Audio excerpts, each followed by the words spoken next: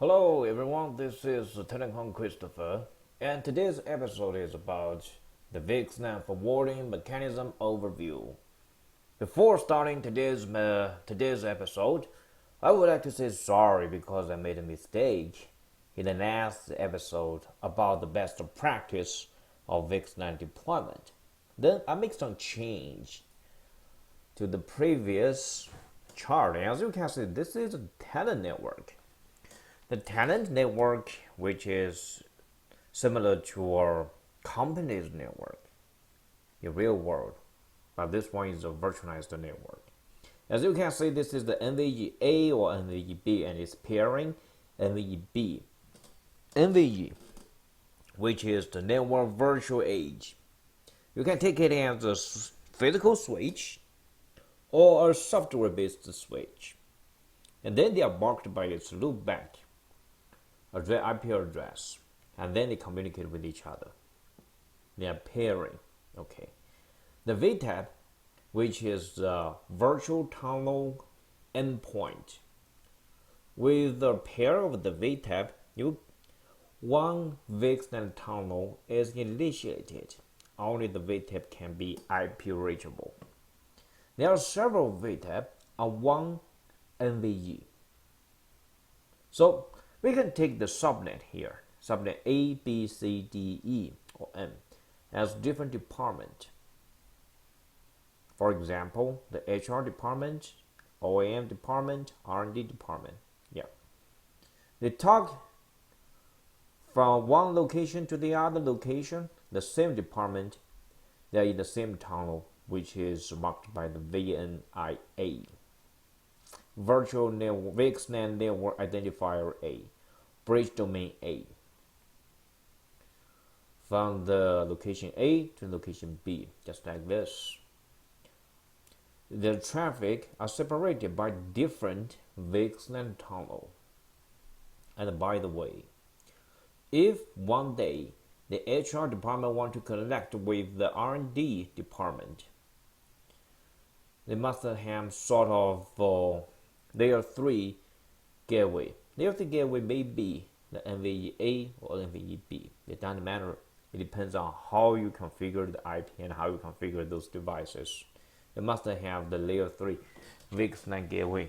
Then they will steer in the traffic and to collect the different subnet, different department. So all in all, what I want to say is, for tenant network, the traffic is separated by different VXLAN tunnel. And between a pair of the switches, either in the same location or different locations, there can be hundreds or thousands VTAP. This is the VXLAN terminal edge point. Okay, this is how we do it usually. And now let's move on to today's episode, the VXLAN forwarding mechanism. It seems very abstract and very complex to understand the VXLAN forwarding mechanism because you must have strong knowledge about the IP switching and the forwarding. But just from my point of view, I think those IP technology is derived from the how we communicate with each other in real life. So I just try to explain them in plain English and to compare the VXLAN forwarding mechanism with how we communicate with each other in real life. So let's first say the layer 2 connection. As you can see on this chart, there are school A. The school A, which is similar to one subnet, let me see, is equal to one subnet.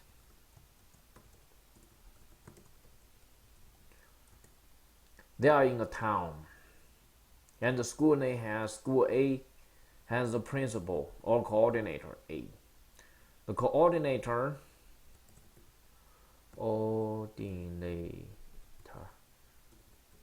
has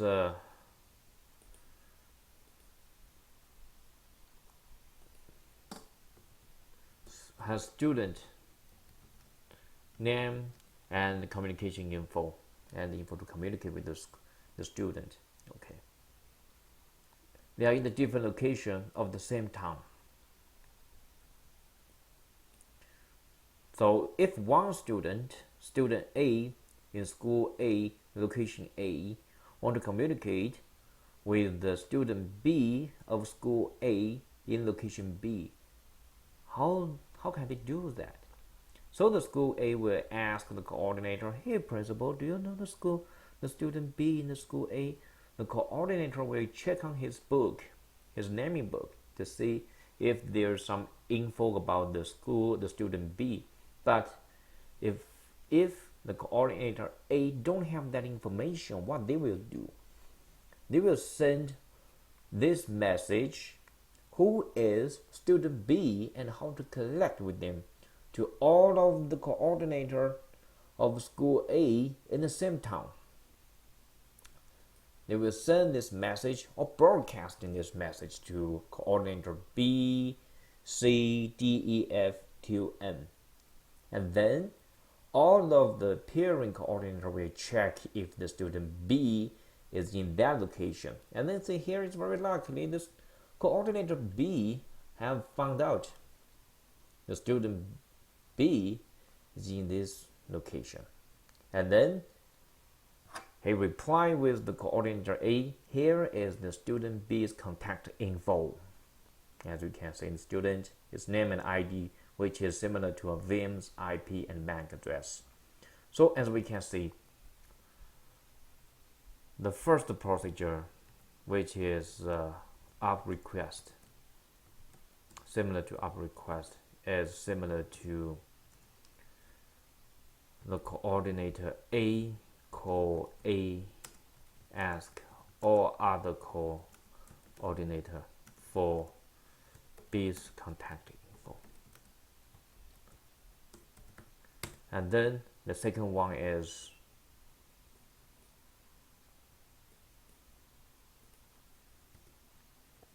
call B, coordinator B, reply A's contact, reply call A with B contact info, and then they can communicate with each other because they are in the same town. They are in the same town, different location. They are in the same school. The most important thing in the same school, so they are in the same subnet. They are the layer 2 communication. The layer 2 communication only lookup is MAC address. No IP is involved. So where is the VXLAN? You may ask the question. The VXLAN is the town root. So when they get the information from the coordinator B, say the coordinator B will envelope the contact info of the student B into the mailbox on the street. Maybe from the street A, maybe from here, this street. As you can see, maybe from this street to that street. And then the reception desk will decamp the envelope and to get the information. So the communication within the street, within the town street, is via the VXLAN. This is a metaphor. And then we move on to another complex one, which I try to explain the BGP EVPN. Okay, so here is also a school, the different school. In town A and town B, they are different towns. In town A, there are several schools, which is called school A, A1, A2, A3, till AM. And then they have the sub-post office. The sub-post office is similar to the VRF because one school is one subnet. In order to separate different traffic from different subnet, we often use the VRF. Also, this one is a layer 3 VPN. And then from the school A to the post office, sub-post office A, there must be some route. And in here, maybe this is the layer 2 connection because this one is often the gateway. This is for the overlay. And then the highway, which is similar to the VXLAN. And the target A, target B, which is similar to the VTAP. And you can see there is a post office A. There's a branching post office. This is the root post office A. Okay. And there is a root post office B. They will exchange some information. What is the information they exchanged? They exchanged how to call how one envelope from the sub post office to its destination. For example, from the town route sub post office A to school A, and how to collect from the sub office A to its target A. Maybe there are different target A. Maybe it's a target A to target N, several target, because there are several VXLAN tunnel here. Okay. So the post office A is similar to the BGP EVPN instance. They pairing with each other. They will exchange all the info, routing info. And here they will change all. They will keep, maintain, and exchange the record routing info with each other. It definitely has some filtering mechanism, such as root target. And in order to make the root record or root entry distinguish, they have the RD, root distinguisher. Okay, this is how it goes. When the school A, student A is online, they will collect with the sub post office A, and then they will definitely record some information of how to reach the student A in school A, and then they have that information. And then they will transmit those information to the post office A, and then the post office A will generate some root record and to exchange with the town post office B in town B. And then after that, they will record some information. For example, the student B's identification, or this one will keep some information, the IP routing, the student B's name, and the student B's ID information, and to know the information how to reach the student B here. They will keep the information. So if one traffic coming from here, it will be here and be here, and then they go to this one, and then go to the target B and to the bank B, this one and this one. This is how the student A in school A communicate with the student B in school B. So all in all, just remember the post office A, which is the BGP EVPN instance, which exchange all of those root info with the post office B, and then they will filter to what the information they want. And then the sub post office A is a dedicated routing information. Keep the dedicated routing information to each of the subnet, and here is each school. So I think it is clear right now. So let's take a look at how they communicate with each other for layer 2 or layer 3. As you can see, the VMA to the VMC, the up request. When the VMA is online, it has the IPA and the MAC A. It will generate to the RF, similar to all of the coordinator, all of the coordinator. Yeah, the VS switch A will record information, and it will encapsulate it to the VXLAN, and then it will send those flooding information to all of the switches. The switches is similar to the coordinator here for the different school, and then the bridge they can get the information and then send it back, send the VMB's MAC address to the VMA, and then they can communicate with each other. And for the layer 3 communication via the VXLAN without the BGP EVPN is that here, this one is a layer 3 VXLAN gateway. What they do is they will change the outer encapsulation. For example, as you can see, they will change the outer MAC encapsulation to the VTC. It will to the next hop because they will transmit one message to its destination, maybe via several points, several network elements. So it will change to the next hop MAC, and then change the outer IP encapsulation. Yeah, but the inner, the payload IP encapsulation is the same, and then it's transmitted to here to its destination. Okay. But the last but not least, I will show you in my blog what is the BGP EVPN. As you can see here, the most hardest part and the difficult part is very hard to understand sometimes. So the first thing is the precondition for the VXLAN establishment. Why we use the BGP EVPN? Because the BGP EVPN will allow the automatic VXLAN tunnel establishment. So the precondition for how to build a VXLAN tunnel is only if the VTM are IP reachable.